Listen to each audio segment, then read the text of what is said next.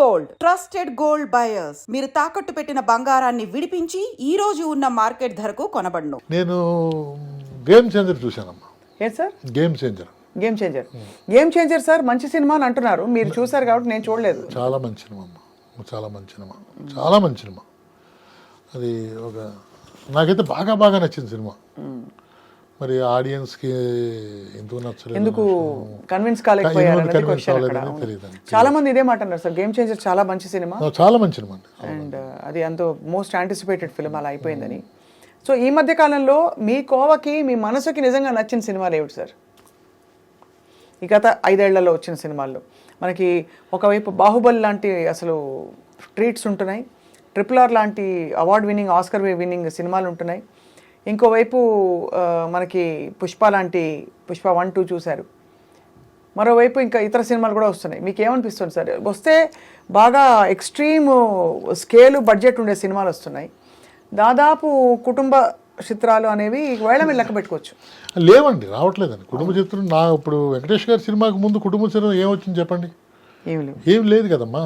వచ్చి ఫ్యామిలీ ఇప్పుడు మళ్ళీ అంటే క్షేమంగా లాభం గారండి, లేకపోతే మన శ్రీకాంత్ గారి సినిమా రాఘవేంద్ర గారు చేసిన చూడండి, అది అలాగే అహనా పెళ్ళంట, ఇలా ఫ్యామిలీస్ వచ్చారు కదండి, ఒసే రావులమ్మ. అలాగా మళ్ళీ కదిలి వచ్చిన సినిమా సంక్రాంతికి వస్తున్నాం డెఫినెట్గా. అంటే ఒక మంచి సినిమాని అందివ్వగలిగితే ఆడియన్స్ బయటకు వస్తారు అనేది నిరూపించిందమ్మా. ఇది సంక్రాంతికి వస్తున్నాం కాబట్టి కేవలం అది కరెక్ట్ స్లాట్లో పడాలి. అదమ్మా, అది స్లాట్లో పడాలి, అందరూ అదృష్టం కావాలి, టైమింగ్ బ్రహ్మాండంగా ఉండాలి, రిలీజ్ అన్నీ కలిసి రావాలమ్మా, అన్నీ కలిసి రావాలి. సార్ ఒక టైంలో మీరు ప్రకాష్ రాజ్ గారితో కూడా వర్క్ చేశారు కదా? అయ్యో, నాకు ఫస్ట్ సినిమాలో ఆయనే కదమ్మా. ఓ అవును కదా.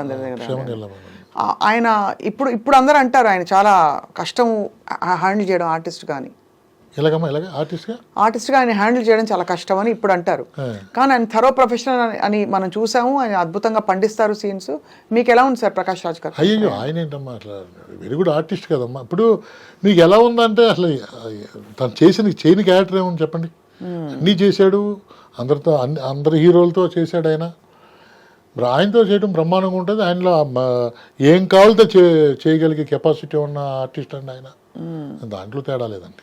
ఇప్పుడు మరి రాజా గారు, మీరు ఇప్పటి తరంలో మీరు కాస్ట్ చేయాలంటే మీకు నిజంగానే ప్రొడ్యూసర్ కుదురుకుని అతి త్వరలో మీరు మీ కథ చెప్పడానికి ఎలాంటి తారాగణాన్ని చూస్తారు, ఎవరిని చూస్తారు సార్? మనకి ఇప్పుడు చాలామంది స్టార్లెట్స్ వచ్చేసారు, అసలు 2-3 సినిమాల్లో సూపర్ హిట్ అయిపోతున్న హీరోలు హీరోయిన్లు చూస్తున్నాం. అవునండి. ఎలాంటి వాళ్ళని చూసుకుంటారు సార్, మీరు ఎంచుకుంటారు? అమ్మ ఇప్పుడు కూడా పిండి కొలితే రొట్టె ఉంటుంది. అదే బడ్జెట్ని బట్టి. కానీ బడ్జెట్ ఫ్రీ అనుకోండి, ఫ్రీ హ్యాండ్ ఇస్తే, నేను ఫ్రీ హ్యాండ్ ఇస్తే చిరంజీవి గారికి సబ్మిట్ చేస్తానమ్మా. ఇంకా చిరంజీవి గారే మీ బెంచ్ మార్క్ ఆబ్వియస్లీ. చిరంజీవి గారే సబ్మిట్ చేస్తాను. కానీ ఈ సంక్రాంతికి వస్తున్నాం చూసిన తర్వాత ఇంతకాలం నేను తప్పు చేశానే, దీనిలో చాలా ఫన్ ఉంది, ఆ ఫన్ని ఎక్కువ కోణంలో ఫన్ చూడలేదు నేను. వెంకటేష్ గారిని ఒక 30% చూశాను, కాదు ఈయన మీద కనుక బ్రహ్మాండం ఫన్ చేయొచ్చు అనిపించింది అమ్మ సినిమా చూస్తుంటే. చాలా వచ్చాయి కదా సార్ మధ్యలో, F3 అదే ఇప్పుడు ఇది F1, F2, F3 వచ్చినాయి కదండి. F2 కూడా నాకు బాగా నచ్చింది సినిమా. అది కూడా కొద్ది క్షేమంగా లాభంగా రండి ప్యాటర్న్లో ఉంటుంది. అనిల్ గారు కూడా అన్నారు ఒకసారి ఆ ప్యాటర్న్లో ఉంటుందని. బట్ ఏంటంటే చిరంజీవి గారుతో అంటే నా జోనల్ కదండి అమ్మ. ఇప్పుడు నేను హీరో ఇమేజ్ బట్టి సినిమా తీయాలి కదండి. అవును, అది మార్చడం అనేది హైలీ ఇంపాసిబుల్ అండి. ఇప్పుడు చిరంజీవి గారితో సినిమా చేసామనుకోండి, చేస్తే ఆయనకు తగ్గట్టుగా కామెడీ ఉండాలి, యాక్షన్ ఉండాలి. అవును, ఉత్త కామెడీ ఉంటే చూడరు. అలాగే ఇప్పుడు రవితేజ గారికి సినిమా చేసామనుకోండి, ఆయనకి ధమాకా చేశాడు, ఫుల్ ఎంటర్టైన్మెంట్, పలు ఫైట్లు ఉంటాయి. అది అంటే వాళ్ళ ఇమేజ్కి తగ్గట్టుగా సబ్జెక్ట్ చేయగలగాలి. ఇప్పుడు వెంకటేష్ గారు ఉన్నారనుకోండి, %% నాదే కామెడీగా వెళ్ళిపోవచ్చు, అలా చేయొచ్చండి. అలా కాకుండా మరి హీరోయిన్ సార్, హీరోయిన్ల ఎంపికలో అప్పుడేం జాగ్రత్తలు తీసుకునేవారు మీరు? అంటే మీ కథలన్నీ కూడా కొంచెం విమెన్ ఓరియంటెడ్ కాబట్టి. అవునండి. అంటే మనం చూడగానే అంటే క్యారెక్టరైజేషన్ బట్టి మనం క్యారెక్టరైజేషన్ బట్టి అమ్మాయిని ఎన్నుకోవడం జరుగుద్దమ్మా. కాబట్టి డెఫినెట్గా నేను చేసిన హీరోయిన్స్ అందరూ కూడా ఇప్పుడు మీరా జాస్మిన్తో పనిచేశా. ఫస్ట్ పిక్చరు రోజా, ఆవిడ కోవై సర్ల, ఒక తుండ్ర క్యారెక్టర్ ఆవిడ. ఆ విధంగానే మోహన్ గారు చేయటం, రెండో సినిమాకేమో రంభ ఆవిడ చేయటం, ఇవన్నీ కూడా వాళ్ళు అంతకుముందు చేస్తున్నారు కాబట్టి మనకి క్యారెక్టర్ సరిపోద్దని చెప్పి చేసుకోవటమేనమ్మా. అది ఇప్పుడు ఈ తరం హీరోయిన్స్లో ఎవరు బాగున్నారు సార్? ఒక డైరెక్టర్ సైడ్ నుంచి చూడండి, ఎవరు కరెక్ట్గా ఇలాంటి సినిమాలకి family and as well as కొంచెం కామెడీ టచ్ ఉండే క్యారెక్టర్స్కి సెట్ అవుతారు? అప్పుడు మొన్న వెంకటేష్ గారు చేసిన సినిమాలో అమ్మాయి మరి అంత పెర్ఫార్మెన్స్ ఇస్తుందని చెప్పి ఎవరు అనుకోలేదు. మన ఐశ్వర్య రాజేష్ ఎక్స్ట్రాడనరీ పెర్ఫార్మెన్స్ ఇచ్చింది అమ్మాయి. అవునా? అయ్యో చాలా వెరీ గుడ్ పెర్ఫార్మెన్స్ చేసింది అమ్మాయి. అంటేనమ్మా ఇంతకు ముందు వేరు, ఇప్పుడు వేరు. ఇప్పుడు అందరూ కూడా ఆర్టిస్టులు అయిపోయి ఇచ్చేస్తున్నారు. ఇంతకుముందు కొంతమందే ఆర్టిస్టులు అవ్వాలనుకునేవారు. ఇప్పుడు అందరూ కూడా ఈ యూట్యూబ్లో అవన్నీ వచ్చిన తర్వాత ప్రతి ఒక్కరు ఆర్టిస్ట్ అవ్వాలని ట్రై చేస్తున్నారు. సో అలా అయితే మరి రాజా గారి సినిమా కోసం అందరూ వెయిట్ చేయాలి సార్. మేము డెఫినెట్గా త్వరలో గుడ్ న్యూస్ వింటారమ్మా. నేను మంచి ప్లాన్లో ఉన్నాను. నాకు ఈ మధ్యన బుర్రా సాయిమాధవ్ గారితో పరిచయం అయిందమ్మా. అద్భుతమైన డైలాగ్ రైటర్ ఆయనతో జర్నీ చేస్తున్నాను. ఆయన నేను కలిపి సినిమా చేయటానికి మీరే ప్రొడ్యూస్ చేసుకున్నారు? నేను డైరెక్టర్ని. ఆయన కథ ఇచ్చారు. ఆ కథ కూడా చాలా బాగుంది. దాంతో ముందుకు వెళ్తున్నామండి. త్వరలో టైం గుడ్ న్యూస్ చెప్తానండి. మేము వెయిట్ చేస్తూ ఉంటాము రాజా గారు మీ సినిమాల కోసం. అండ్ అప్పటి సినిమాలు ఇప్పటికి కూడా మేము ఎప్పుడు చూసినా ఎక్కడ చూసినా ఒక టైంలో అయితే వెయిట్ చేసేవాళ్ళు టీవీలో ఏం సినిమా వేస్తారు శని ఆదివారాలు. ఇప్పుడు అసలు మల్టిపుల్ ప్లాట్ఫామ్స్ వచ్చేసాయి. అవునవును. దానివల్ల అవునండి. కానీ ఇప్పటికీ నా సినిమా వస్తే నాకు ఫోన్ చేసే వాళ్ళు చాలా మంది ఉంటారు. ఆదివారం వారాలు సెలవు వచ్చినా, క్షేమంగా లాభంగా రెండు వచ్చినా, అలాగే ఏమండి పెళ్లి చేసుకోండి అది నేను కూడా ఎట్టనమ్మా. మా ఆయన చంటి పిల్లోడు అది చంటి పిల్లోడు కూడా చాలా చాలా దానికి కూడా ఫోన్ చేస్తారు. నేను చేసిన సినిమాలు ఏదో వచ్చినా ఫోన్ చేస్తారమ్మా.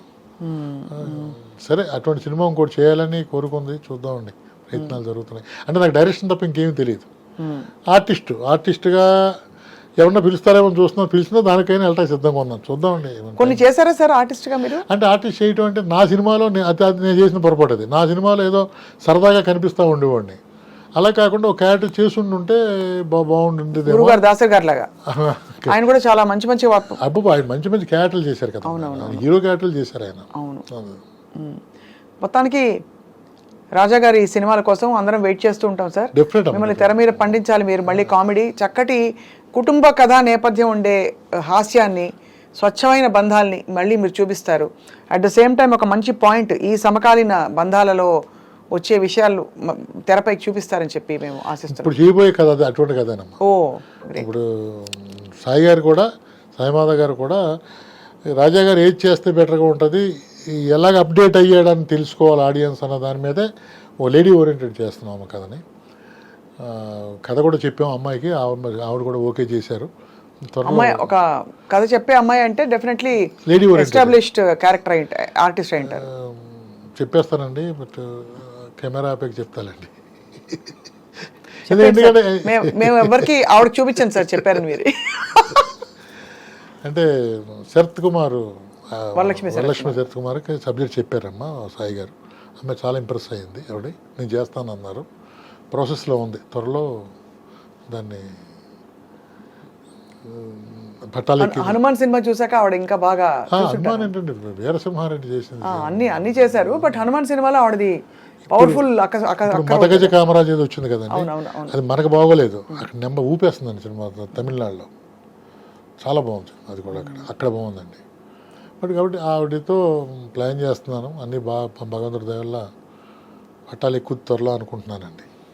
Very happy sir. Okay, we want to see you back on in action. Thank you sir. నమస్కారం. ఓకే అమ్మా, నమస్తే.